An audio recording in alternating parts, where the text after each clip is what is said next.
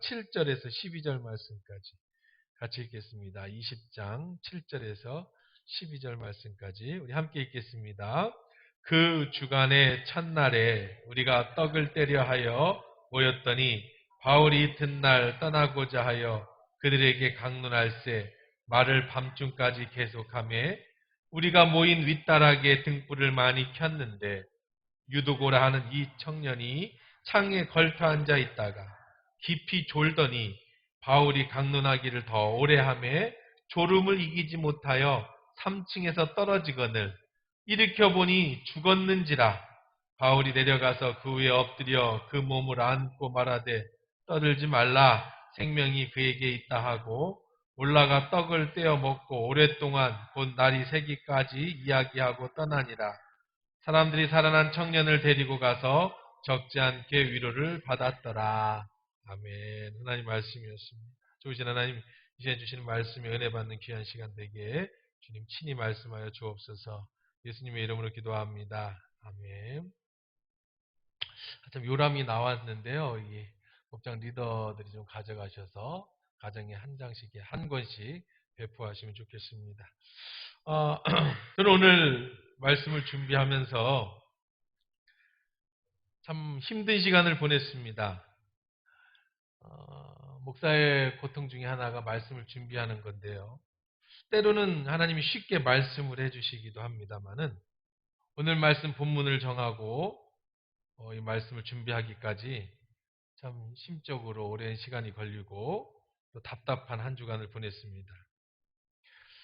코로나19 이기는 신앙 시리즈로 6번째 시간을 보내면서 하나님 우리 하나교회 주시는 말씀이 어떤 말씀일까? 오랜 산고 끝에 지금까지 했던 설교들을 다 찾아보기도 하고 또 요한복음의 강해부터 시작해서 진짜로 오랫동안 고민을 해봤지만 하나님 말씀해 주시지 않으셔서 참 답답한 한 주간을 보내며 설교를 준비했습니다. 그러다가 이제 오늘 주신 말씀이 사도행전 20장 6절로 7절로 12절 말씀입니다. 신종 코로나19로 인해서 이렇게 인터넷 예배를 드리고 다시 예배를 이제 드린 지, 우리가 이렇게 예배를 드린 지가 이제 한 2달이 되어 갑니다. 제 인생에서 어쩌면 이번 신종 코로나19가 퍼지면서 영적으로 가장 힘든 시기를 살았던 것 같습니다. 어떤 분들은 목사님 설교가 줄어들고 또 기도회가 줄어들었으니까 쉬워지지 않았겠습니까? 라고 말씀하실 수 있을지 모르겠지만 그보다는 이 영적으로 이 전쟁을 치르면서 눌려있는 그 심적 부담이 훨씬 더 컸던 그런 2달의 시간이었습니다. 왜냐하면 지금은 우리는 코로나19라고 하는 그런 전염병과의 싸움이기도 하지만 시작부터 지금까지 우리는 영적 전쟁 중에 있기 때문입니다. 단순히 코로나19로 인해서 전염병으로 사람들이 사회적 거리를 두기를 하고 그로 인해 여러 경제적으로 힘듭니다. 어려운 것도 사실입니다. 근데 우리 그리스도인들에게 있어서는 경제적인 어려움보다 더 큰 것이 영적인 어려움이고 영적 전쟁입니다.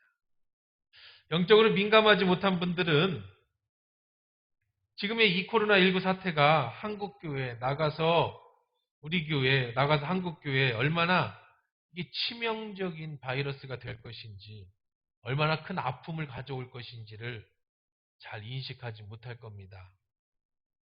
이 코로나19가 왜 하나님이 허락하신 영적 전쟁인지 잘 모를 수 있습니다. 그런데요, 이 코로나19는 이 사건 이후로 사람들은 교회에서 굉장히 많이 떨어져 나갈 것입니다. 신앙적으로는 굉장히 후퇴하게 될 것입니다. 이제 코로나 사태가, 19 사태가 끝나면서 한국교회에는 새로운 영적 자각과 새로운 생활의 라이프 스타일, 영적 스타일이 형성될 것이 분명합니다. 그것이 좋은 방향으로 되면 좋겠지만 그것은 나쁜 방향으로 바뀌게 될 것이 또 분명하죠.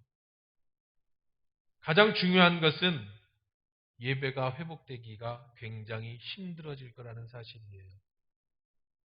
우리는 매주일 예배를 드렸습니다. 말씀을 더 사모하는 사람들은 오후 예배를 참여했습니다.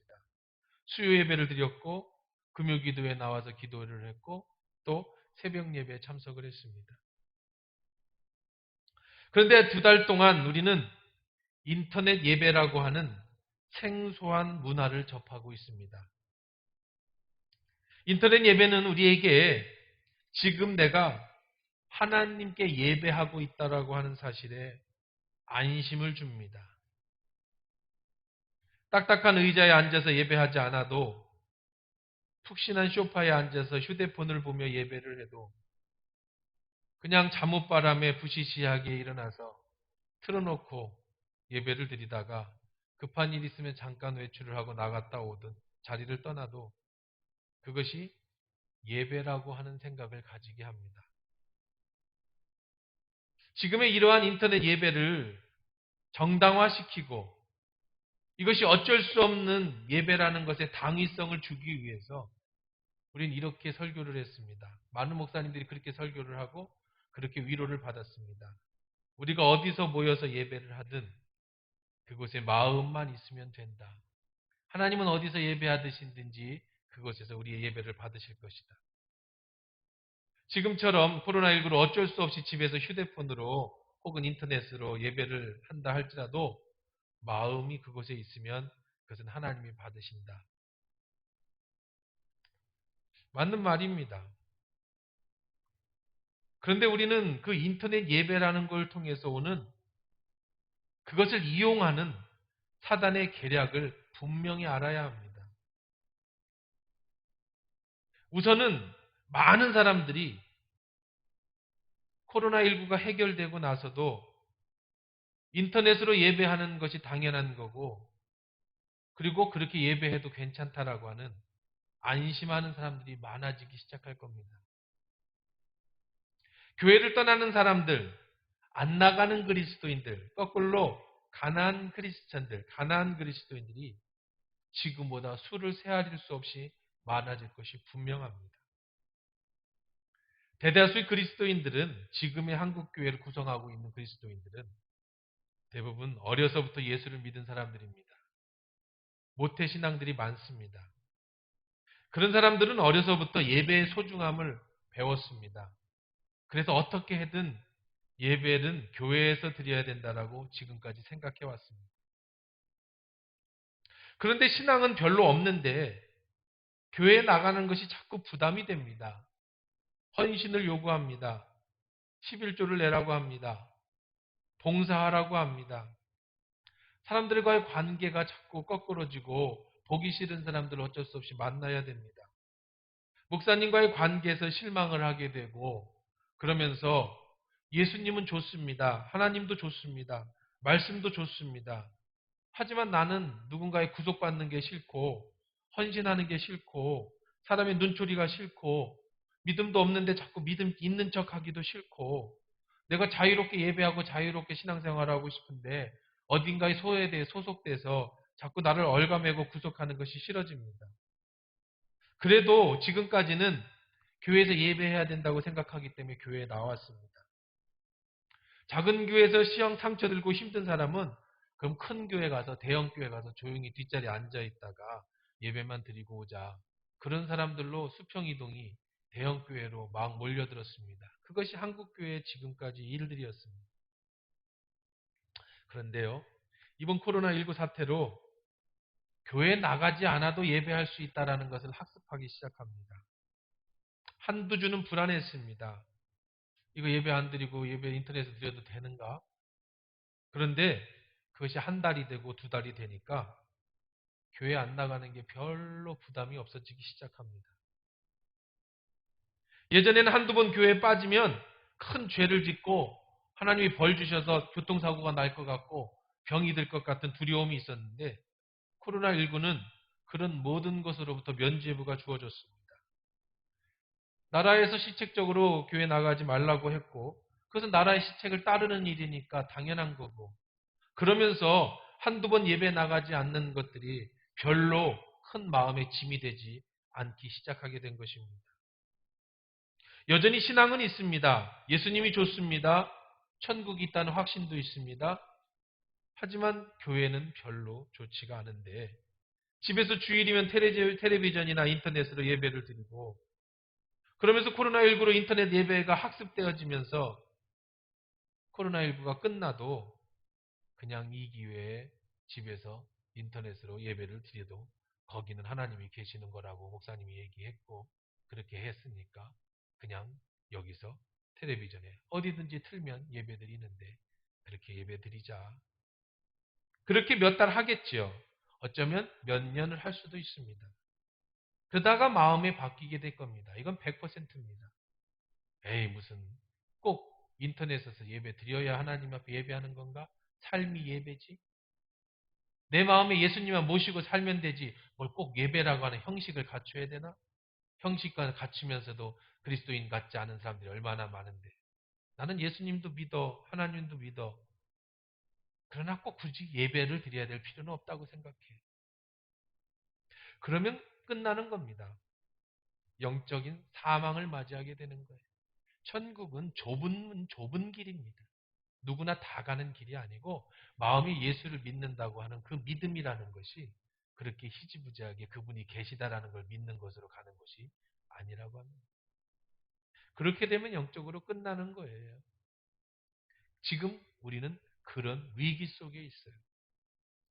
코로나19 사태는 한국교회의 치명적 바이러스가 돼서 지금보다 적게는 30%, 많게는 50%의 성도가 지금의 교회에서 떨어져 나가게 될 것이고 서구 유럽처럼 캐나다 혹은 호주, 뉴질랜드처럼 많은 사람들이 마음으로는 예수를 믿는 크리스찬이라고 하고 삶 속에 그리스도인의 모습은 나타나지만 교회를 나가지 않는 그런 수많은 사람들이 생겨나게 될 것입니다. 실제로 어제 날짜 우리 총회 기관지인 한국기독공보에서 지난 한 주 동안 기독교 여론조사를 했습니다. 코로나19 상황 이후 교회의 변화에 대해서 물음에 85.2%의 응답자는 예전처럼 동일하게 교회에 출석하여 예배를 드릴 것입니다. 라고 답했습니다. 코로나19 이후입니다. 그런데 이미 12.5%는 온라인 예배를 드리는 것도 가능하다라고 이야기를 했습니다. 코로나19가 종식이 돼도 12.5%의 기독교인은 그냥 집에서 지금처럼 예배 드리는 것도 가능하다라고 답했다는 겁니다. 시작도 안 했습니다. 아직 코로나19가 끝나지도 않았고 나라에서 이제 이 정책을 풀지도 않았습니다. 그런데 이미 두 달의 학습은 12.5%라고 하는 기독교인이 교회를 나가지 않고 집에서 인터넷 예배를 드리는 것도 가능하다라고 답했다는 겁니다. 우리 교회라고 다를까요? 지금 우리는 이런 엄청난 재난 앞에 있습니다. 사단은 이걸로 우리를 지금 바이러스로 영적으로 침투해 있는 거예요. 얼마나 많은 성도를 잃어버릴지 모릅니다. 분명히 몇 년 뒤에 그래프를 보면 코로나19 사태 이후 한국교회가 급박하게 쇠퇴하는 것을 보게 될 것입니다. 그것은 예언입니다. 이것이 바로 영적 전쟁이고 사단의 작전이죠. 코로나19로 예배당의 문이 닫히기 시작하면서 저는 영적으로 이 모습을 보았습니다. 지난 두 달은 매일 하나님께 내게 주신 한 영혼도 잃어버리지 않게 해달라고 매일 새벽마다 기도했습니다. 놀랍게도 지난 두 달 동안에 신앙이 흔들리는 여러분들을 만났습니다. 우리는 영적인 사람들입니다. 기도해야만 살 수 있고 말씀 드려야만 살 수 있는, 그런데 기도를 하지 못하고 말씀을 듣지 못하고 영적으로 나태해지고 해이해지면서 신앙이 흔들리는, 이미 흔들리기 시작하는 사람들을 많이 만났어요. 저는 영적으로 얼마나 큰 전쟁을 치렀나 모릅니다. 그런 가운데 오늘 본문 말씀을 주셨습니다. 바울이 잠시 드로아에 머물게 됩니다. 주일을 지내고 이제 월요일이면 떠나기로 마음을 먹습니다. 당시 초대교인들은 주일이면 오전에 예배를 드리고 저녁에는 저녁 식사를 함께 나누며 성찬을 띠고 식사 후에는 성경 공부를 하며 말씀을 들었습니다. 그날도 바울은 떠나기 전 사람들과 함께 식사를 하고 성찬을 떼고 말씀을 전했습니다. 바울이 내일이면 떠나야 되니까 그랬는지 아니면 원래 설교를 그렇게 오래 하는 사람인지 바울의 설교가 많이 지루했는지 모르지만 유두고라 한 이름을 가진 청년이 깊이 졸다가 3층 누각에서 떨어져 죽게 됩니다. 사람들이 난리가 났죠. 그때 바울은 내려가서 죽은 유두고를 살려냅니다. 그것이 오늘의 말씀의 내용입니다. 참 재미있는 사건입니다. 또 놀라운 사건입니다. 예배 시간에 졸다가 떨어져 죽은 사건. 사람은 아파서도 죽습니다. 사고로도 죽습니다. 근데 예배 드리다가 떨어져서 죽는 사건은 참 보기 드문 사건입니다. 희한한 일이죠. 예배 시간에 졸다가 떨어져 뇌진탕으로 죽을 수 있느냐? 이건 교회의 큰 시험거리가 됐을 것이 분명합니다. 바울의 사역에도 큰 오점을 남길 수 있는 사건이죠. 바울이 원래 설교를 잘못합니다. 자식 본인도 나는 글에는 능하나 말에는 졸하다 이렇게 얘기를 했어요. 본인도 그렇게 고백을 합니다. 어떤 학자들은 바울이 말더듬이었다라고 얘기하기도 합니다. 그러니까 바울의 사역은 대부분 능력으로 어떤 일들을 이루었지 말씀으로 이렇게 하는 일들이 많이 없어요. 오히려 말씀은 베드로가 최고입니다. 한 번 설교에 3천 명이 회개하고 일어나는 돌아오는 역사도 일어났는데 바울은 말하다가 매맞고 말하다가 구속당하고 말하다가 쫓겨난 게 한두 번이 아니에요. 말도 다 안 끝났는데 중간에 쫓겨난 것도 여러 번 있습니다. 그러니까 말을 잘 못해요. 대신에 글은 기가 막히게 씁니다. 이 사람은 학자입니다. 그래서 바울 서신서를 보면 아주 철저하게 기승전결이 뚜렷하고 논리가 정확합니다. 논리가 정확합니다. 바울같이 그렇게 똑똑한 사람은 없어요. 근데 말이 좀 시원찮아요. 그날따라 웬일인지 늦게까지 말씀을 전하다가 유두고라는 청년이 졸다가 떨어져 죽게 된 거죠. 어처구니 없는 일입니다. 왜 유두고는 죽었을까요? 이 짧은 오늘 본문 구절을 통해서 유두고가 죽은 이유를 우리는 다 알 수는 없습니다. 어쩌면 재수 없어서 믿는 사람에게 재수라는 말은 존재하지 않지요. 사람들은 여러 가지 재수를 따집니다. 뭐 이사철이 되면 손 없는 날을 찾고 손 없는 날이 뭐예요? 귀신이 안 움직이는 날이잖아요. 귀신이 해코지하니까 귀신이 안 없는 날 이사하자. 문지방을 밟지 마라. 체육 선수들은 승리할 때까지 속옷을 갈아입지 않는 사람도 있다고 합니다. 우리는 그런 거 신경 안 쓰고 살지요. 미신은 믿지 않습니다. 귀신은 절대 우리를 해코지할 수 없습니다. 하나님이 계시는데 믿는 사람들을 죽이지는 못합니다. 그럼도 재수는 아닐 거예요. 그럼 우연일까요? 예배드리다가 졸다가 죽는 게 우연이지는 않을 겁니다. 그러면 하나님 우리 안고 일어섬도 아시고 머리털까지 세신 하나님께서 왜 유두고가 떨어져 죽는 걸 그냥 두셨을까? 분명히 이유가 있을 겁니다. 오늘 사건을 통해서 가르쳐주고자 하시는 분명한 목적이 있을 것입니다. 물론 결론은 바울이 죽은 유두고를 살렸습니다. 긴 시간의 설교보다 유두고를 살린 그 짧은 그 순간이 더 많은 사람들에게 영향을 미쳤기 때문에 결론은 좋습니다. 근데 유두고 입장에서 한번 생각해 보자고요. 왜 떨어졌을까요? 왜 죽었을까요? 유두고를 한번 살펴보겠습니다. 9절에 보니까 유두고가 어떻게 하고 있었는가? 유두고라는 청년이 창에 걸터 앉아 있다가, 그러니까 창에 걸터 앉아 있다가 이렇게 앞으로 졸았으면 살았을 것. 뒤로 졸아서 죽었어. 앞으로 여러분 주무실 때도 앞으로 이렇게 주무시. 이러면 죽어요.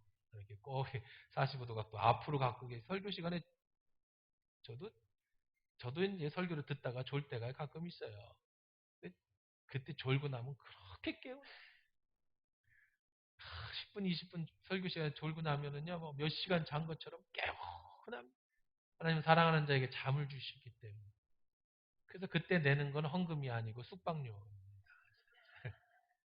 조는 것도 잘 졸아야죠. 이렇게 졸면 살고요. 이렇게 졸면 죽는 거예요. 창가에 걸터 앉으다가 유두고는 이렇게 졸았으면 앞으로 떨어져서 쿵 소리 나고 뒤 사람들 쳐다보다가 머리 긁고 일어섰으면 됐을 것인데 뒤로 졸다가 쿵 하는데 3층에서 밑으로 떨어져서 뇌진탕으로 죽어버려. 거기 그 유두고가 어디에 앉아 있었다고 그랬어요? 네.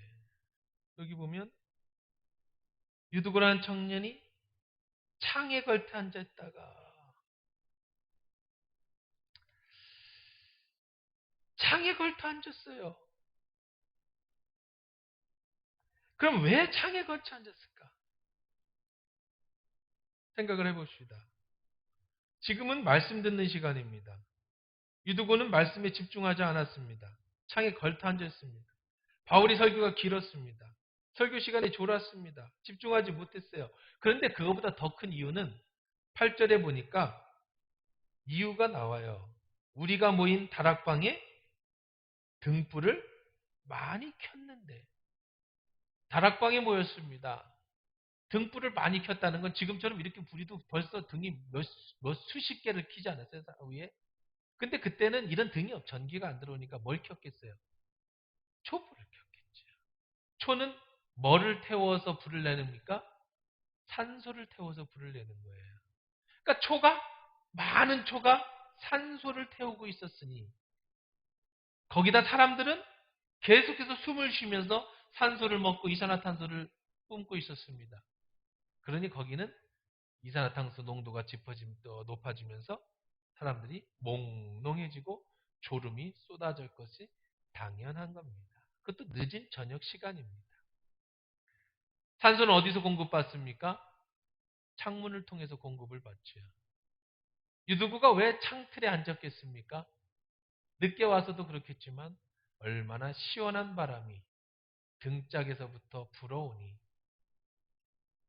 유두구는 아마 이렇게 생각했을지도 모르겠어요. 아유 멍청한 사람들. 저기서 지금 왜 저렇게 힘들게 앉아있나. 여기는 이렇게 좋은 VIP 좌석. 시원한 바람이. 자기가 지금 시원한 바람을 다 막고 있는지도 모르고 나는 시원해. 너희들은 좀 부족하다. 그건 그냥 제 생각입니다. 어쨌든 그는 집중하지 못했고 반은 세상의 시원한 바람을 맞고 반은 예배당 안에서 예배를 드리고 말씀을 듣고 있었습니다. 그러니 당연히 졸음이 왔습니다. 집중하지 못했습니다. 다른 사람들은 집중해서 예배 드릴 때 그는 편안하게 앉아서 예배를 드렸습니다. 밖에서 불어오는 시원한 바람을 즐겼습니다. 나는 지금 예배를 드리고 있다고 안심하고 있었습니다. 차라리 예배를 안 드리고 밖에 나갔으면 더 시원할 텐데 그럴 수는 없습니다. 지금 난 예배 드리러 왔으니까 예배는 드립니다. 그러면서 밖에 시원한 바람도 같이 쐬입니다. 이렇게 좋을 수가 없어요. 남들보다 좋은 자리를 차지했다고 VIP의 자리에 앉았다고 안심하고 있었을지 모르겠습니다. 반쯤 몸은 세상에 나가서 시원한 바람을 맞고 있고 반쯤 몸은 앞에 앉아서 지루한 말씀을 듣고 있는데 문제는 거기에서 졸다가 뒤로 떨어졌다. 세상으로 떨어져 죽게 됐다는 겁니다. 예배의 마음을 다 맡기지 못했습니다. 저는 코로나19 사태로 수많은 사람들이 교회 안으로 들어오지 못하고 창틀에 걸터 앉게 될 것이 분명합니다. 세상과 교회의 중간지대, 하나님을 버리지도 못하고 떠나지도 못하고 그렇다고 교회에 집중해서 들어와서 헌신하고 헌금하고 수고하고 애쓰기는 싫은 세상과 교회의 중간지대.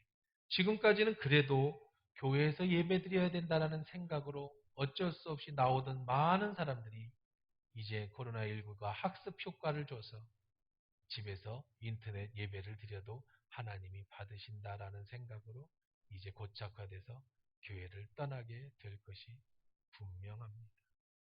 그러다가 마지막에는 뒤로 떨어져서 영혼이 죽게 되겠죠. 있어야 할 곳에 있지 않으면 우리는 신앙적 파탄과 파멸을 맞게 됩니다. 시편 1편에는 복 있는 사람은 악인의 꾀를 쫓지 아니하며 죄인의 길에 서지 아니하며 오만한 자리에 앉지 아니하고 오직 여호와의 율법을 즐거워하여 그 율법을 주야로 묵상하는 자로. 복 있는 사람은 하나님 말씀을 묵상하는 자입니다. 복 있는 사람은 예배하는 자입니다. 거꾸로 말하면 복이 없는 사람은 악인의 꾀에 세상의 유혹에 쫓기게 됩니다. 악인의 길에 서게 됩니다. 오만한 자리에 앉게 됩니다. 여호와의 율법과 말씀을 즐거워하지 않습니다. 그러다 결국은 세상 사람처럼 파멸을 받게 되는 것은 복이 없는 사람입니다. 신앙의 자세를 조금 삐딱하게 가지면 안 됩니다. 온전히 하나님을 내 마음에 맡기지 않고 내 몸을 맡기면 세상과 나 사이에 서 있으면 우리는 세상으로 떨어질 수밖에 없어요. 하나님 앞에서 특별히 그렇지요. 우리가 설 자리, 앉을 자리를 잘 살피고 분별할 줄 알아야 합니다. 우리 그리스도인은 갈 곳과 가지 말아야 될 것을 분별할 줄 알아야 합니다. 위험한 곳에 있다가는 사고를 당하게 됩니다. 우리 그리스도인은 세상에서도 교회에서도 내가 앉아 있어야 될 자리를 잘 알아야 합니다. 세상에서 그리스도인이 갈 곳, 가지 말아야 할 것을 구별하지 못하면 우리는 세상에 쓰러져서 넘어질 수밖에 없어요.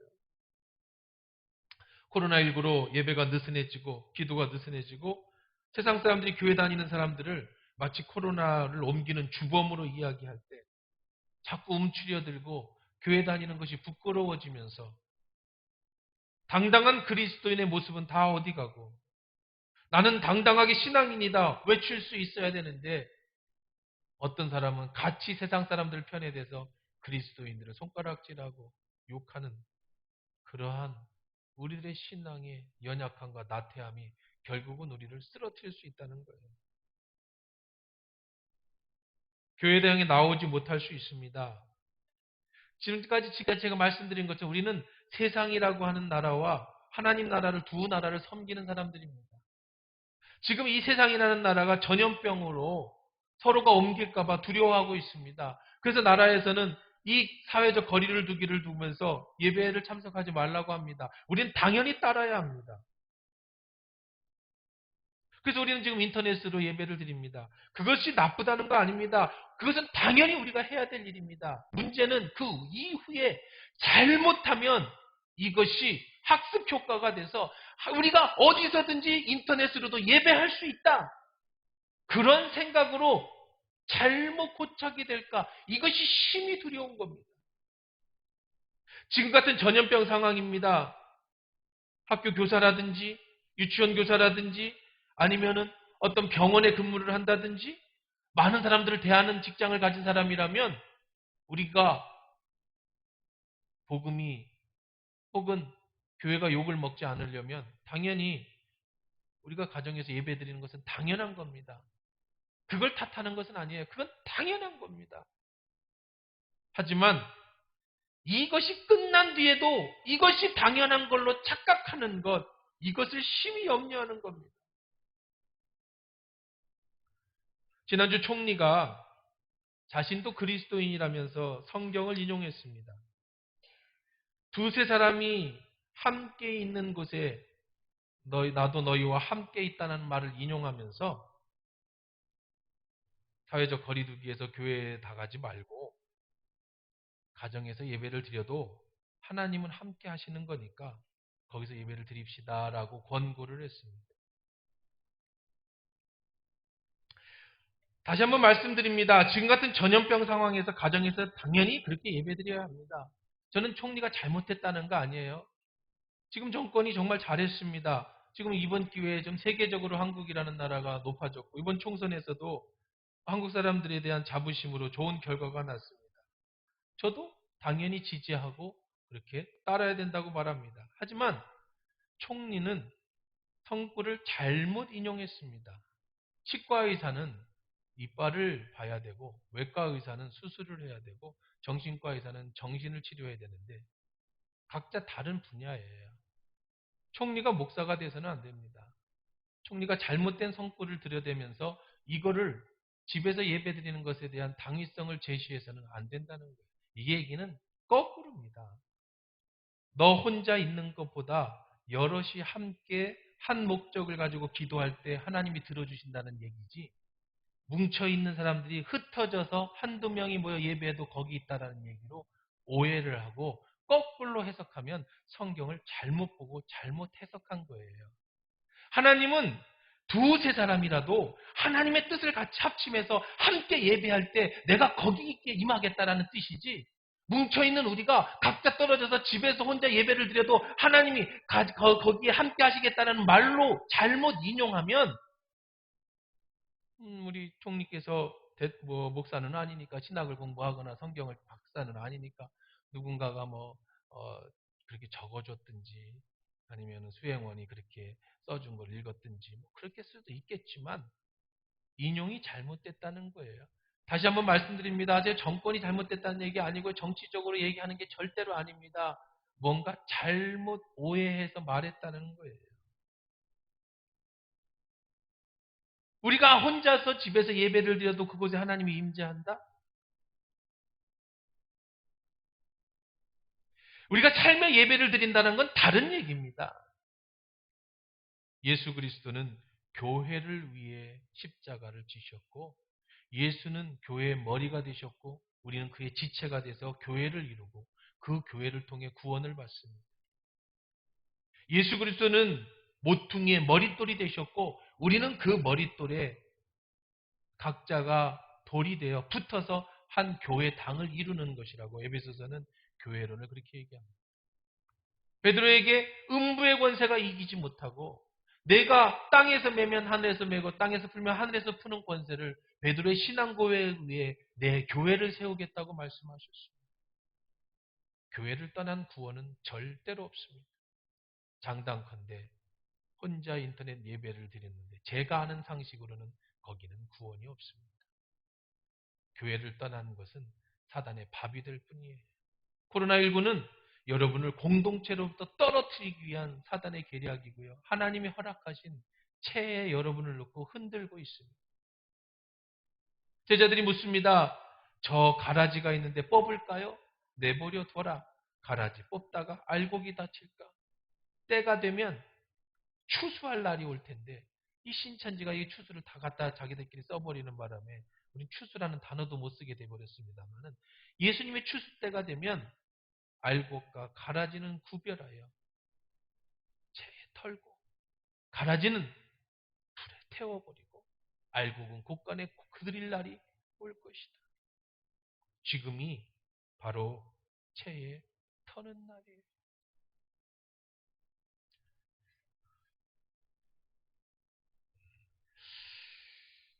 다시 한번 말씀드립니다. 지금 같은 전염병 상황은 당연히 가정에서 예배드리는 것이 옳습니다. 그런데 오늘이면 이제 해제가 될 것 같은데요. 그 이후로도 똑같은 생각을 가지고 가정에서 예배를 드리시면 절대로 안 된다는 거예요. 물론 그렇게 된 사람들을 구원하고 그들을 어떻게 교회로 할 건가에 대한 고민을 해야 됩니다. 그래서 저는 이런 고민을 하다가 교회를 하나 개척할까 하는 생각을 해요. 인터넷 교회를 하나 개척할까 이런 생각도 해봅니다. 그런 사람들을 모아서 교회를 만들어주고 그들로 하여금 다시 교회로 들어올 수 있게 하는 어떤 대안도 제시해야지 문제만 제시해서 되겠는가. 이런 것도 혼자 고민을 많이 합니다. 사실 인터넷 시대가 되고 인터넷 교회가 된다면 제가 제일 유리하겠죠. 그런 걸로 잘 훈련됐고 준비된 사람입니다. 하지만 인터넷으로 예배하는 그 예배가 제가 아는 상식, 제가 본 성경에서는 하나님 앞에 드려지는 온전한 예배가 절대로 아니라는 겁니다. 하나님은 우리의 영적으로 임하시고 우리가 예배 가운데 하나님을 예배할 때 이곳에서 불과 혀같이 갈라지면서 역사하시지, 특수한 상황, 어쩔 수 없이 교회를 나오지 못하는 상황, 지금 같은 상황, 혹은 혼자 선교지에 가서 예배를 드려야 될 상황, 이런 아주 특수한 상황이라고 하면 당연히 하나님 그곳에 교회가 됩니다만, 그렇지 않은데 내가 편해자고 세상 바람이 좋아서 창들에 걸터 앉으며 예배를 드리는 것을 하나님이 제가 아는 상식으로는 받아들이지 않을 거라는 겁니다.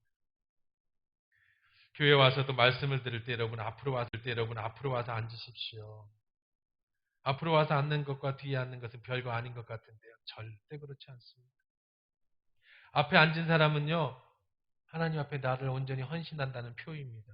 왠지 아세요? 앞에 앉는 건 굉장한 부담입니다. 사람은 심리적으로 내 뒤통수에 눈이 없기 때문에 내 뒤통수로 사람이 있을 때 굉장히 불안합니다. 뒤에서 누가 날 공격할지 모르기 때문에 그래요. 이게 심리학적으로 그래요. 그래서 앞만 집중하게 됩니다. 눈은 앞으로만 달렸거든요. 근데 뒤에 앉으면은요, 굉장히 마음이 편안합니다. 왜냐하면 뒤통수를 다 보고 관찰할 수가 있어요. 누가 나를 공격할 사람인지 아닌지 다 보게 됩니다. 여차하면 뛰어나가기 제일 좋습니다. 모든 것이 보호받습니다. 그래서 사람은 뒤에 앉는 거예요. 앞으로 올수록 불안함을 가지고 앞으로 오게 됩니다. 대신 앞으로 오면 하나님 말씀에만 집중하게 됩니다. 그러면서 우리 신앙은 커요.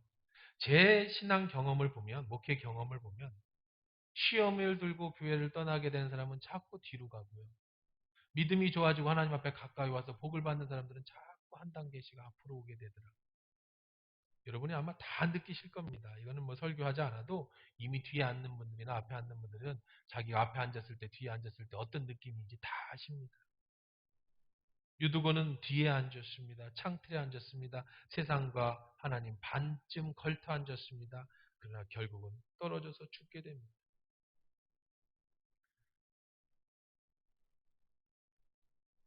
남들의 시원한 바람막이를 다 맞고 자기 혼자 그 바람을 다 쐬다가 그렇게 죽었어요. 유두고는 피곤했습니다. 졸렸습니다. 그는 설교 말씀 듣는 시간에 졸고 있었습니다. 그러나 지금은 졸 때가 아닙니다. 예수님도 제자들에게 지금은 졸 때가 아니라고 말씀하시면서 한시도 깨어있지 못하냐 말씀하시고 시험에 들지 않도록 깨어 기도하라고 말씀하셨죠. 한국교회는 지금 깰 때입니다. 여러분은 지금 깨야 될 때입니다. 영적으로 졸아서는 안 됩니다. 졸지 말고 깨어서 데살로니가전서 5장 6절에 자지 말고 오직 깨어 근신할지어다 라는 말씀대로 적극적으로 깨어 있어야 됩니다. 이제 코로나19 사태가 종식되고 교회가 자유롭게 예배할 수 있도록 나라에서 허락을 해준다면 여러분 더 열심히 나와서 기도하십시오. 더 열심히 나와서 예배하십시오. 지금 이 상황에서 떨어져 나가지 않도록 여러분 스스로가 여러분의 영혼을 지키셔야 됩니다. C.S. 루이스라고 하는 대표적인 그 학자가 있습니다. 여러분 많이 아시는 분인데 그가 쓴 스크루테이프의 편지라는 책이 있습니다. 사람을 속이는 31가지 방법이라는 부제가 있는데요. 마귀들이 대화를 합니다. 조카 마귀가 신참 마귀입니다. 아무리 열심히 해도 예수를 믿는 사람들을 유혹하지 못해서 낙심하고 있습니다. 그때 마침 삼촌 마귀가 조카를 위로하면서 이렇게 얘기합니다. 걱정하지 마라. 우리 마귀가 아무리 뛰어나고 탁월해도 환자는 이제 기독교인들이 되려고 이제 그들이 말하는 환자들입니다. 환자들이 우리의 대적인 예수를 믿고 구원받는 것은 어떻게 할 수 없단다. 하지만 너무 그렇게 억울해하지는 마라. 방법은 얼마든지 있다. 구원받은 저 환자가 절대로 본질적인 것만큼은 못하도록 하라. 그러면 된다. 찬송 경영대회를 하거든 내버려둬라. 성경 퀴즈 대회 한다고 하면 박수 쳐줘라. 축구 시합 하다면 다 지원해줘라. 바자회도 하도록 해라. 그럴 때는 그냥 내버려둬도 된다. 그러나 그 환자가 갑자기 은혜를 받아서 기도를 하기 시작하거나 성경 공부를 하기 시작하거나 전도를 하거나 하나님을 더 알아가려고 한다면 그때는 정신을 똑바로 차려야 된다. 그때가 바로 우리들의 비상상태다. 사단은 교회의 가장 근본인 예배를 가장 두려워하고 싫어합니다. 교회가 다른 일을 할 때는 괜찮습니다. 뭘 하든지. 그러나 우리가 온전히 예배하고 말씀에 집중하고 우리의 신앙을 붙잡으려고 하면 사단은 우리를 강력하게 그곳에서 멀어지게 만듭니다. 그것은 사단이 하는 일입니다. 기도하지 못하게 합니다. 결국은 떨어뜨렸어요. 나중에는 결국 혼자서 망하게 하는 것. 그것이 바로 사단이 하는 일이라는 사실이죠. 사단은 지금 우리를 영적으로 졸게 하고 있습니다. 느슨하게 하고 있습니다. 그러나 우리는 이 사실을 안다면 지피지기면 백전백승이라 적을 알고 나를 알면 우린 절대 지지 않습니다. 지금이 사단의 영적 전쟁이라는 사실을 기억하시고 잘못하면 내가 졸다가 세상에 떨어질 수 있다라는 이 사실을 기억하고 간절히 바라건대 오늘 이 자리에서 예배를 드리시는 분들이나 가정에서 예배를 드리시는 분들 우리 하나교인 식구들은 한 명도 떨어지는 사람 없기를 목회자의 간절한 마음으로 축원해 드립니다.